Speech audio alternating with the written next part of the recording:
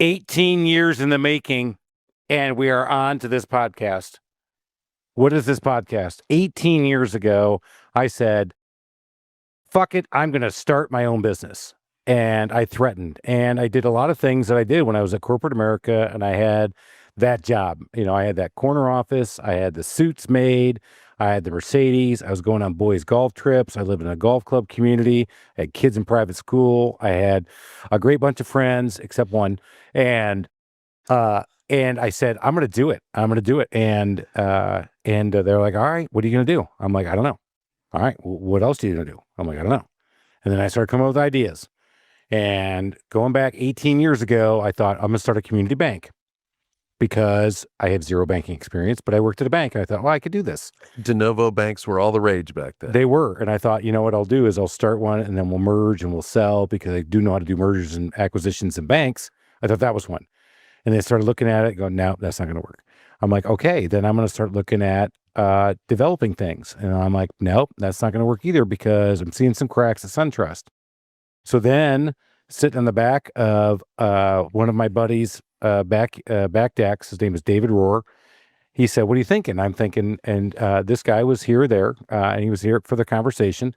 So I'm thinking, you know, maybe a handyman business. And he goes, it's too small. Why don't you call it 1-800-CALL-CHRIS for all your things around the house? I'm like, that's too broad. That's too stupid. And we kept drinking and I got hammered per usual. And then I started building this business plan for it. And then I started shopping around with people. And I felt pretty good about what I did in terms of shopping it around. But I always had this one guy in my ear saying, you know, man, yeah, you can keep talking about it, but if you don't do it, you're never going to do it. If you don't do it, you're never going to do it. And I used to go to his basement and I used to go hang out with him a little bit. Okay, a lot. And he kept saying, if you don't do it, you're not going to do it. And I was like, you know what? Screw you. I'm going to do it. And so I made the leap. And I wrote the book From the Zoo to the Wild. And I have somebody who's actually quoted in the book sitting here on the podcast 18 years later because I've been afraid as shit to have him come on the podcast with me because he said, you know, man, if you go in halfway, you're going to be all the way out. He said, you'll be out of business before you knew it. And this is 2008 when I said I was going to start. That was a legendary quote. You've dropped that one a number of times over the last 4 years. If you're halfway in, you're all the way out. Do you remember saying that, Joe? I do. Okay. And he's right, because if you look at 2008, if you remember it at all, as an adult, I would have backed out really quickly because it would have been really easy to pull the plug and say, forget it. I'm not going to go on that journey. So before we get to this, I mean, obviously he's kind of an idol of yours. What was the name of your bank going to be? I just can't even imagine you owning a bank. Can I have my money out? No. The bank of your money ain't here. Yeah. I know you gave him the money, and yes, it is accruing interest, but you can't have it. You know, that's funny how I would have run the bank. It's kind of like I just got done running a meeting. I said, does anybody have a problem with that? Okay. All right. And that's approved. As the NARI board president, Alan, that's exactly what I said. Sorry, I'm genuflecting. Thank you. Thank you. As you should. I think that would have been my bank. And you got a problem with that? You got a problem with that, buddy? Is that the name of it? That would have been it. You have a problem with that state? Can I get my money? No. You got a problem with that? Instead of saying hello. As soon as you walk in, you got a problem with that? Huh? Well, you're going to put money in? Okay. You want money? No. Don't even think about asking what you're going to We'll send you a loan, though. But my loan docs all said VIG on it. And I realized that was not an appropriate financial term at the time.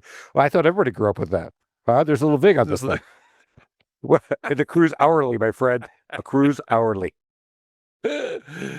Oh, gosh. So Jerry's kind of a big deal in your world then. He is. He is one of my best friends. We have Jerry French on from awningsaboveus.com. And Jerry was one of those mentors that, and it continues to be somebody that we've shared a lot of stories with. There's a lot of things that won't go on this podcast that I told him we're not talking about. He's already raising his eyes going, yeah, we'll see about that. Jerry, you can get it in, right? So I did. I started my business. I went all the way in, and it was tough as shit.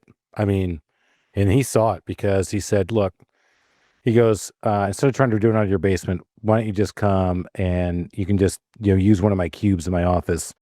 And I think he charged me like $500 a month. I mean, it was nothing, just to say, come on, just do it. And he goes, I'm lonely. Come on over here and do that.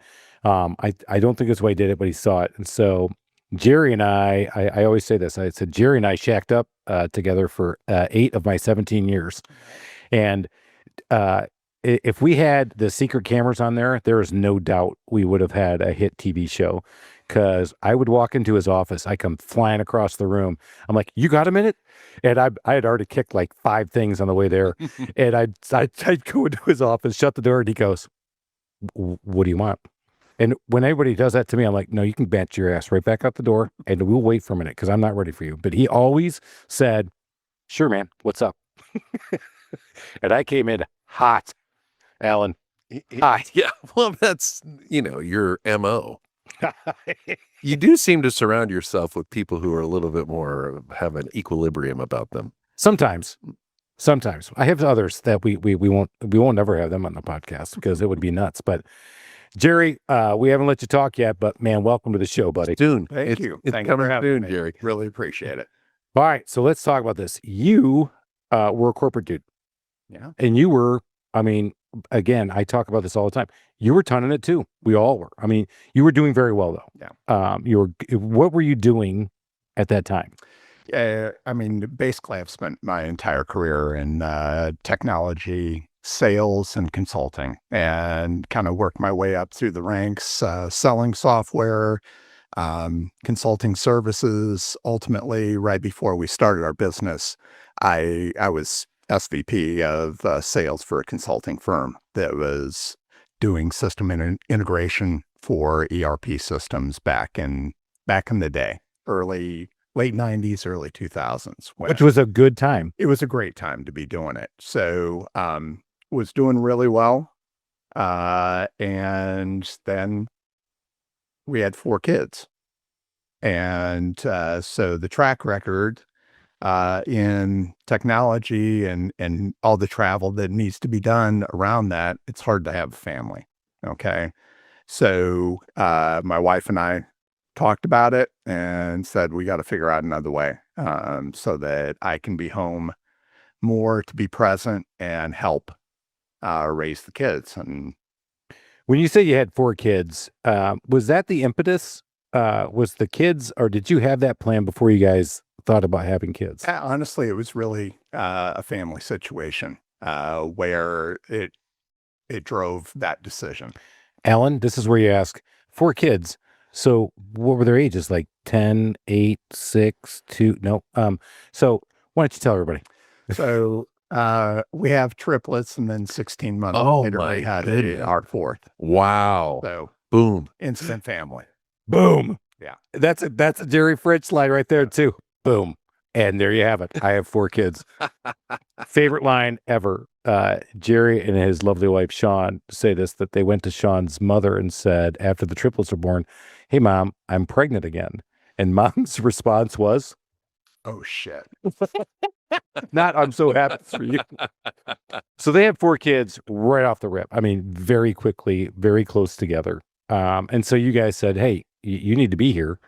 I mean, it had to be a big, like a momentum shake. Like, obviously the kids are here, and now you're like, "Hey, I need to be here for these guys." And it's hard to think about, but look at all this money I'm making. Yeah. I mean, at the time, believe it or not, my wife was working as well. So we had help at home, but she was still working in technology. So between the two of us, we were making a decent living. But we had seen all the people that we had worked with and the issues that were around, our line of work that we did, the travel and just the stress that puts on the family. And we just knew that it wasn't sustainable. So we really felt like we had to do something. So what year was this? Well, it was 2004 when that all went down. Yeah. Yeah. So 2004, this is about, actually Jerry and I met Sean and him 2 years before that as they were having their basketball team. But you had to make a pivot. I never realized this at the time, but you only knew one way. I mean, would have thought, and that's I go corporate and I go big and I make big bucks. And now I'm going to go try to find something else. And in 2004, you didn't have podcasts like this, the Small Business Safari. Thank you very much. But you didn't have the internet. I mean, you also didn't know that the bomb was going to drop just a few years later. He had no idea 2008's on the roll. Mm-hmm. So how did you get into researching this? Well, honestly, it was living here in the neighborhood that we live in. I met tons of guys through the neighborhood that own their own business. And I saw, the money they made. I saw the hours that they had. And I'm like, that's something that we need to look into. So that's, the family side of it and also the neighborhood side really led us in that direction. So you started investigating things. So what did you look at before you started this? My God. This, I mean, it was literally everything under the sun. So at the time, FranNet was a big deal. Mm-hmm. Okay. I remember that. So, looking at different franchises out there, everything from interior design to cleaning restrooms. Okay. And everything in between. Outside of, actually, I take that back. Part of that FranNet was we investigated an awning company that was in North Carolina that was franchising. And so that was one of the considerations. So when we looked at the different businesses, really the most important thing for us was business hours. Okay. We wanted normal business hours, no weekends, because of the family situation. So immediately that really eliminated, a restaurant, nightclub, just all those things that typically are more focused after business hours. So that was the main priority. And so that really narrowed things down quite a bit for us. We went down the path and like I said, we looked at a lot of different things. A lot of things look promising. Okay. But, the one thing about the awning business that was attractive for us was it's a totally custom business. Okay. At the time, we weren't as worried about it in buying stuff off the internet. Okay. But in what I do, you can't go on the internet and buy what I do. Yeah, you're Amazon proof. Even today. Okay. So knock on wood. You're AI proof. He is AI proof. Yeah. So, all right. So, was there anything that was a number one candidate before you went for awnings? I have to say the interior design was actually attractive. Just because from a clientele perspective, you felt like you had a certain amount of control to it. But again, that bled over into later hours, potentially weekend kind of stuff. And that really kind of took it out of the picture. Alan, does that sound familiar? Yeah, let's move on. Okay. So did you buy a franchise or did you start on your own? So we were literally, we had signed the paperwork, had the cashier's check ready to sign on with this company. And they called and said, hey, we sold the territory that you were interested in to another buyer. So you were going to do it. We're 100% lock, stock, and barrel. So Jerry didn't join. He got even. Is what this story is. Well, it's... and I'll tell you a little something about my friend. Yeah. That's right. He's quiet. He may be a little smaller than me, but he definitely can get a even. No, it was, it literally, you had to take a step back. Okay, so now what do we do? Okay. So we thought about it for a few days and, they were trying to find a way to work this out, for another territory in Atlanta. And that just wasn't appealing to us. So because they wanted your fees. Absolutely. Man. Hell yeah. Yeah. There's the upfront, number and then the repetitive that they get on a regular basis. So I just looked at my wife and I said, they have disclosed enough that I don't think I'm going to make X amount of dollars worth of mistakes. We can do this on our own. But you still, at this point, you came from IT, corporate America. You know nothing about construction or building awnings. So my father's in the construction business in the Midwest. Okay. So I spent my youth working with him, doing all kinds of stuff construction related. So we won't have him on the show to validate. We won't. And I would tell you, you said Jerry's kind of an idol of yours. Actually, it's his dad. Because when his dad used to come visit Jerry, he used to spend more time with me in my business and ride around with my guys and tell me all Is this that stuff. right? He did. Yeah, because Oh, that's awesome. he always used to say, he goes, my son is wildly successful. I'll never be like him, but I want to come work with you. And I knew that, to me, again, the backhanded compliment of, boy, you're really fucking it up. I want to come help you, bro. No, he was awesome. His dad is salt of the earth. He won't be on. Maybe we'll get him to listen to this thing. We'll have to show him how to download podcasts. Right. I'm going to make my dad listen to this thing too. But you go back to it, you had the background, but we thought we did. There's a lot to figure out between where you were and where you're out. So there's another piece of the puzzle here.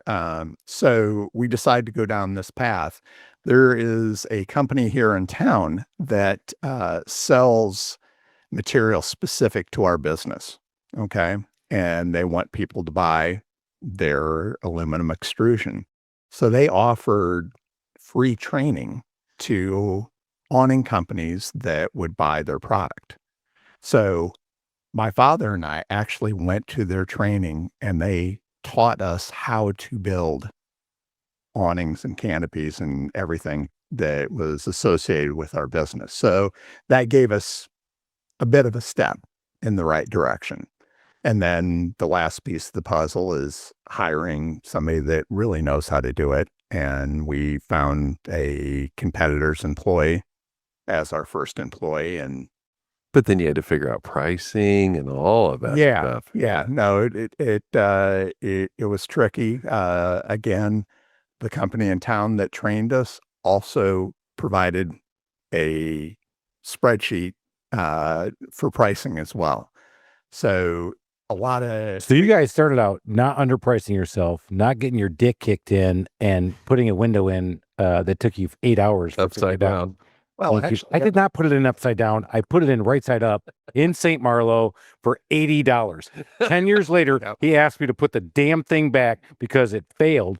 And he goes, how much more? And I was like, brother, it ain't $80 anymore. It is so funny. Obviously I remember our first job. It was 3 little window awnings here on a house in our neighborhood. And, we were ecstatic. Okay. We thought, oh, here we go. Okay. Then you figure out that it takes a lot to feed that engine. You remember those startup days? You look back at it, it's so romantic when you think about them, but such a teeth kicking. And of course, he said, hey, I got somebody who told me pricing. And I think that's one of the things, again, when you first start your business, I underpriced the shit out of myself in the beginning because I didn't get that wherewithal because of what I did and my business was so difficult. He had it, but he still, again, sometimes the bear eats you, sometimes you eat it. I mean, here we go. You just, having been in sales all my career, you just ask a lot of questions. People generally tell you, where you ended up on from a pricing perspective. So you just gather that data and use it going forward. A lot of times what you're going to find is that there's a huge discrepancy in pricing. And so you just you got to figure out where you want to be on that continuum. Because in our business, like every business out there, there's always somebody that'll do it cheaper every single time. Well, we just had somebody on the podcast talking about, the band analogy. You can hire Aerosmith to play your concert, or you can hire some kids who play the band because they were cheaper, and they come out there and go, so you found out that there's a wide range in what you did. Right. So as you guys are finding this thing out and you're kind of finding your market, because I want to speed up to where we got now. Go. Yeah, no, well, on that note, I mean, when you're first starting out, just kind of like when you were first starting out, Chris, I mean, yeah, you're pricing it and you want to be on the higher end, but maybe you don't feel like you deserve it because you don't have the experience. I mean, that's a tough spot. That's very much the case. I mean, you want to gain the experience, you want to grow your customer base. Obviously, you want to keep your people busy. Okay. Um, so you take what you can get early on and you learn from it and you figure out, what product set works for you, what customer base works for you, whether you want to do residential work or migrate. Ooh, I'll answer that. No, no fucking residential ever fucking again. You heard me, everybody. I'm in residential.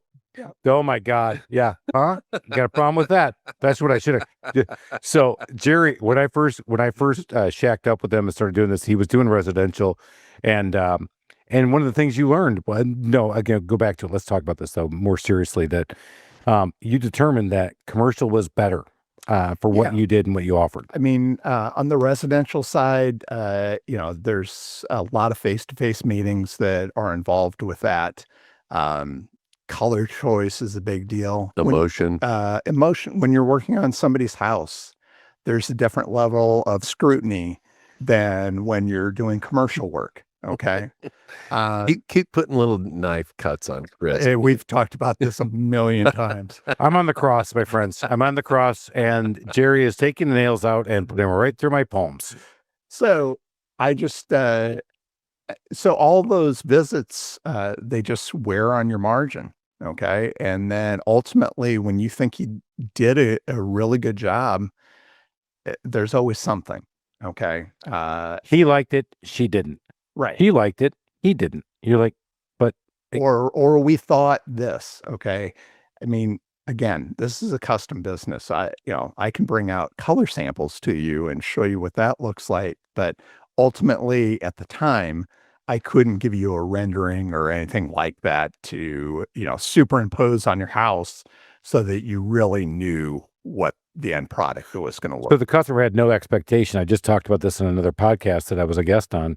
That's the hard part of residential. Yeah. Homeowners don't know what to expect, but this is their castle. This is where they've raised their family. This is the most important thing in the world. And back to your point, Alan, it's so emotional. They don't know what to expect, but it wasn't that. Yeah. And so, and that's where, I mean, in my business, I joke about it, but I mean, I feel like we have figured out how to do this a little bit better than most because of our world and how variable it can be, because people don't know what to expect. And that's in a lot of businesses. But back into the commercial world, there's still a lot of unknowns. And it sounds like it's the panacea, but as Jerry will tell us, it probably wasn't everything. No, on the commercial side, I mean, at least the world that we're in, every job that we have, it has architectural plans. So the decision's already been made. Okay. The architect's drawn out all the details. The owner signed off on it. It's been permitted by the city. So my job is to interpret those plans, build it, and install it on the building. So are you essentially operating as a subcontractor for the general contractor then? Okay. Yeah. Oh, what an interesting niche. So in this first business, because we got to hurry up and get there because I don't want to run out of time. Well, and I do want to kind of fast forward to today, and you don't have to give numbers, but tell us, what kind of operation you have, because you've got a 20-year journey to get where you are now. Yeah. So we've been in 3 different locations, 2 with Chris. I've been on 2 of the journeys. Does he know the new address? I offered him the 3rd, and he said no. So I don't know what to. I will say we can't do this in this podcast, but we can do it in a therapy session. He did come back to me and said, "You kind of hurt me when you didn't come," and I'm like, "I didn't realize I did that." No, you're kind of like a pet. I know. I'm the furry mascot.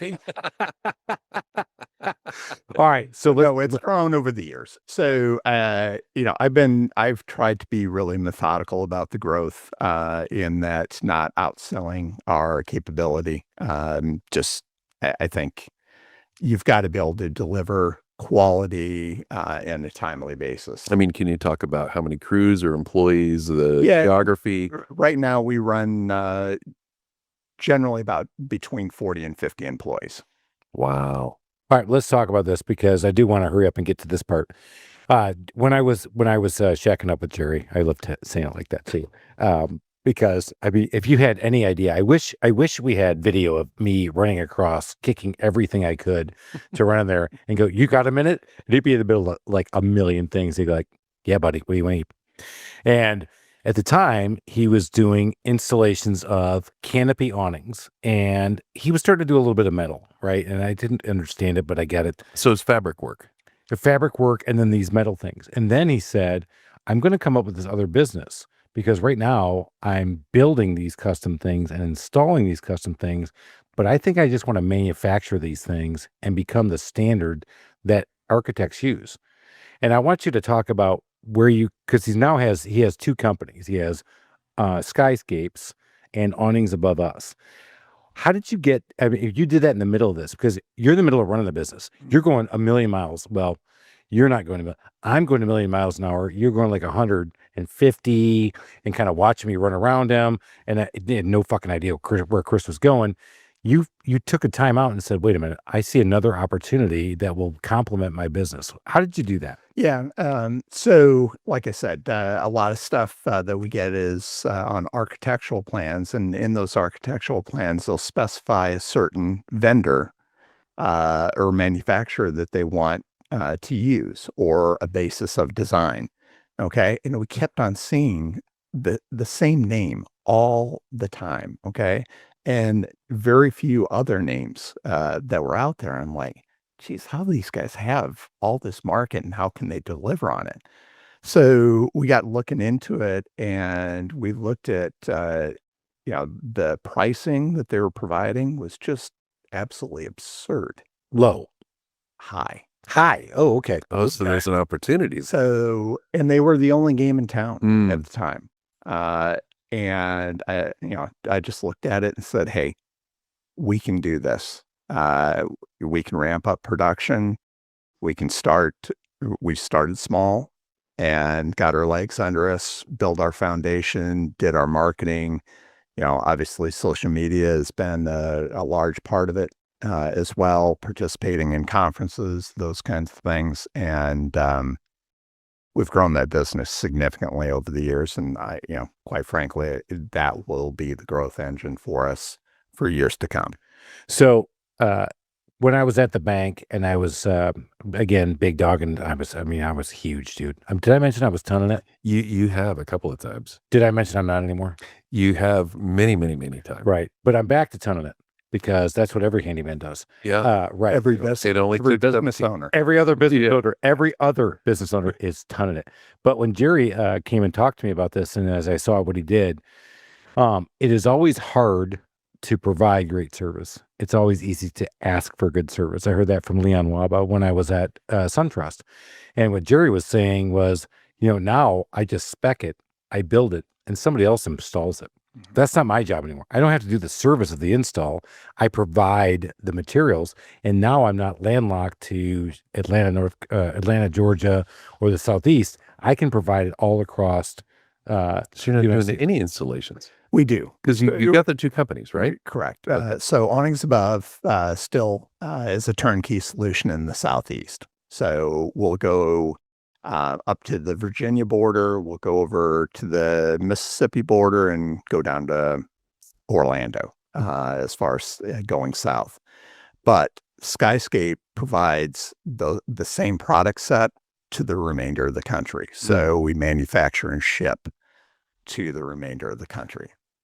So love this, right? And so now you're a spec, and one of the things he did, and I'll let him explain it, is how did you become the other provider? I mean, because who specifies this stuff? The architect, right? Correct. So it's a lot of calling on architects, and architects have to have continuing education units every year. So part of that, you can be certified to provide those education units to them. So they do that through what they call lunch and learns. Okay.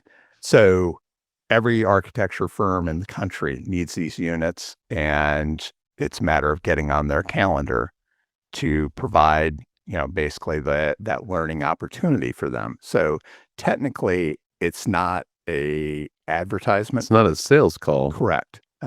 It's education on the awning and canopy business provided by Skyscape.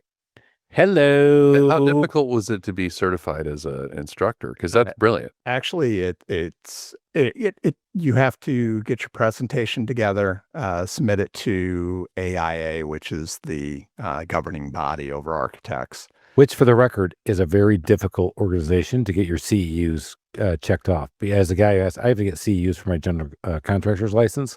AIA is like the standard, and NARI is the right below them. So that was key to that process. Also, on our website, if you go to skyscape.com, canopies.com, you can go to, there's a spec builder portion of our website that is frequently used by architects. So they can download architectural details and simply import those into their architectural plans.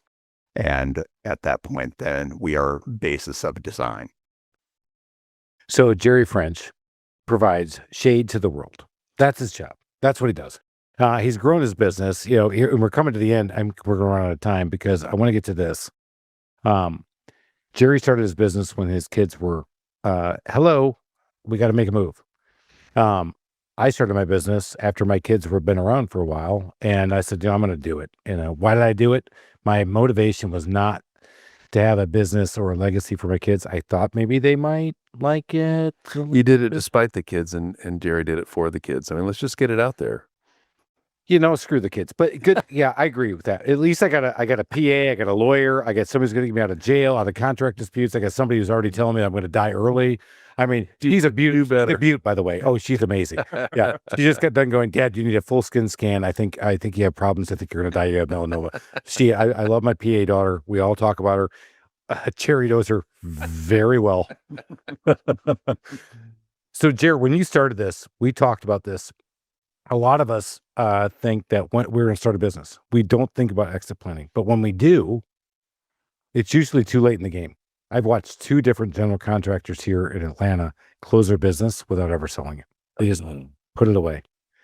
And I found out after the fact, because had they approached me, I would have went, I'm going to talk, man. We'll think. Maybe we could get some value out of it. What was your plan when you started this? Well, the plan was to provide for my family and to be with them. Ultimately, we never really got to even really the thought of the kids being part of the business until they were in college. Okay. They got in college, they were doing their thing. All of them have business degrees from different universities. And then as they worked their way through, all the boys worked for us during the summer and breaks. So they've been involved in the business since they were teenagers. As they worked through school and kind of saw what their options were, honestly, my youngest was the first that said, I'm joining the business. Then the other 2 boys, their senior year, decided that they wanted to be part of it. So 3 out of 4. 3 out of 4. My daughter works for Ernst & Young in San Francisco, in much the same business as oh my God, my really? wife and I were in when we were in the technology sector. So what? Oh, yeah. Loser. Yeah. He's at Ernst & Young in San Francisco. Oh, these kids. Oh my God. Jerry, grow better kids, man. I know. What the hell? I know. You only got 3 out We're of 4 trying. working in the family business. No, he's doing great. So now they're in, and so I was going to ask you, what's the favorite time of your business? But I know, because I know you, it's today. Yeah. You're here with the boys. The boys have said it to me, again, unadulterated. I think they would tell me, they wouldn't just like blow smoke up my ass. They would say it. They really enjoy working with their dad. I'm like, Dude, that is so cool. In fact, I don't want to say it too much more because I start tearing up. Super jealous. But I also feel about these kids. I think they're my buddies. I love hanging with them. They're fun, and he's created a great family environment that everybody gets to enjoy, and it's just been great to watch what they've done. So, kudos to you, Jerry. I just love what you did, bud. Thank you. Yeah. So now we got to talk about the bad shit. No, I'm kidding. We're coming up at the end. We are. I know you got a hard stop. We got to get Alan out of here because he's got to go out there and kick somebody's ass in tennis. I like it. Right? No, Jerry loves. I'm taking the wife out for a margarita. Oh, Yeah. look at you. Don't want to Family building. I know. See, Oh my God. family first, right, Jerry? That's right. He did family first. All right. So as you look at this and where you're going, Alan asked that question. When you started the business, Awnings Above was 100% of your business. Now you have Skyscapes and Awnings Above. What percentage of your business is it today? Right now, Revenue-wise. actually, right now, it's an even split, 50-50. So Skyscape has been technically in existence for 8 years. So, and Awnings Above it's almost 21. So you can see on the growth side, Skyscape has really taken off over the year. Where it's at. Yeah. How do you take the time to back up and see that and look at the forest over the trees and figure out that was happening? It's hard. I mean, you've got to have a lot of discipline. I'm excited about the opportunity. I know the opportunity is good, but you don't want to go too far and break the reputation of a company that I've spent 21 years building. So if I outsell what I can do, it's all for naught. So it's really being patient and having discipline to kind of stay in your lane. So hard. Jerry hit on something that I think is so big. So I'm in the retail business, and we talked about that already, about the value of that. But I have 1,250 plus reviews on Google now, and for what we do and how we do. It is. Yeah. I mean, honestly, when I say that, I don't mean to say it like that. I never thought I'd be over 1,000 ever. No. To be this big has been awesome for me. I'm just thrilled about what my business is doing on that side. But he just talked about something in the commercial world. They don't rely on Google reviews. You're not talking about what people are talking about you, but he says, but my brand means so much to me. And I don't think it should be lost on anybody. No matter what you do, at the end of the day, your name's on it. Whether you're the guy or they're the guy. And I tell my guys all the time, I'm not the face of our company. Those 1,257 reviews, I would tell you, 2 of them probably know me. All right, maybe 10. Oh, who am I kidding? You know, it's 500. I know everybody. You know it's more than that. You do. Come on. It's me, guys. Come on. That's me. But in commercial, you're thinking, screw it. I mean, so I screw up with one. Who gives a shit? I can go find another one. And you have to stay right there, because if you don't deliver that great customer service, you're toast. I mean, whether it's commercial or residential, word gets out. And obviously, the cliche, bad news travels a lot faster. So you've got to really think your way through on, difficult situations that you have.